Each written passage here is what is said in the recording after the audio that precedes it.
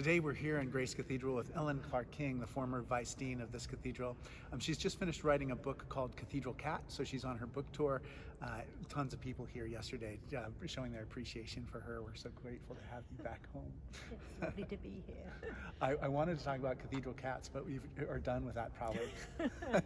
But I wonder if you can, you've been back in England as the Dean of King's College, London, and you've been there for a while. I wonder if you can talk a little bit about what you think the American church could learn from the English church. Yeah, I think there are a couple of things that I love about the Church of England that it would be great to see sort of incorporated into the Episcopal Church. One is the fact that in each parish there's a sense that we have responsibility for everyone who lives in that parish. Yes. So rather than just being a gathered community, it is the church for everyone in the community. And I love that sense that anyone can come, be married, be buried, find somebody to speak to and find a sort of place for them to come and pray and encounter God in our churches. That's so true. And the other thing is that we have a more sort of communal way of sharing resources. So if you're a church in a very struggling area, then there isn't an expectation that you'll pay into the diocese, but there's an expectation that the diocese will support you, and that the money that comes in from our more affluent churches doesn't just go to support their ministries, but goes to make sure that the places which often need it most can still have a full-time priest in the midst of them. Yeah, I mean, that's one of the things I love about Grace Cathedral is I really do feel that in the culture that we really do exist for everyone in the city.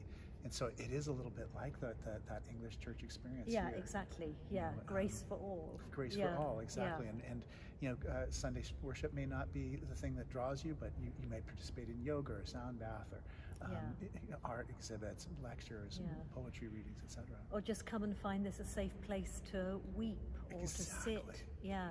It's completely true. Yeah. You know, one of the things I keep thinking about is that, I mean, this is completely related to that. You are not just like the chaplain for Episcopalians or people in a particular denomination. You really are the dean for everyone. And so you must have Muslim students and Jewish students and Hindu students. And I wonder if you can talk a little bit about just how you serve them and just how that experience has changed your view of the world. Yeah. And we have a whole team of chaplains. So we have all the Abrahamic faiths, so we have Christian, Jewish and Muslim chaplains.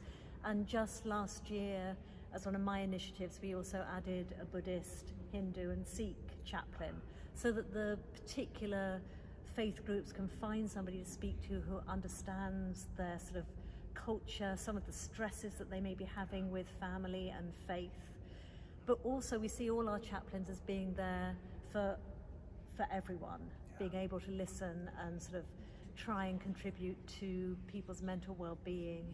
And our students are those who've gone through COVID times, so they've had disrupted education, disrupted social lives, and you can feel some of the impact of that in the way that they are struggling with life now. Oh, I can imagine. They've been through so much. Yeah. And then your theology, how's it changed your theology at all? I think partly because I spent a couple of years when I was very little, before I was 3, living in a Muslim country. And so it never felt to me as if that Christianity was the only way to God. It always felt as if there were different paths that people found that all led them to the love of God. And I think I see that even more strongly working with my interfaith colleagues who are fabulous. That's great. I love that. And it reminds me of the wedding prayer.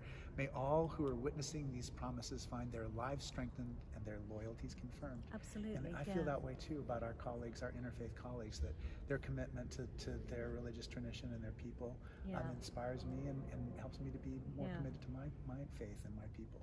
And we share some of an idea of God and ultimate reality. Sometimes we have very different ones, but we also share a sense of the importance of ritual and sort of marking points in people's lives and coming together to work for social justice and to work for change for good. Yeah, that's so true. Yeah. Well, we don't want to let you go. We want to just keep you here in San Francisco, but we're grateful for all the great ministry that you're doing in London, and And so thank you so much. It's such a long journey to come back, but we're It's so been grateful that you've been here. Such a pleasure, and so nice, because I left during COVID, so it was so beautiful yesterday to come and preside with actual people in the cathedral again, and to see the life carrying on has just been wonderful. So I was thank so you. sad about your departure, just to have just the two of us in this cathedral with Nope. you know, the entire place empty. And, Yeah, and no, I'm it glad was that so you did. good. Yeah. Well, thank you. Thank you. And thanks everybody for watching More Good News.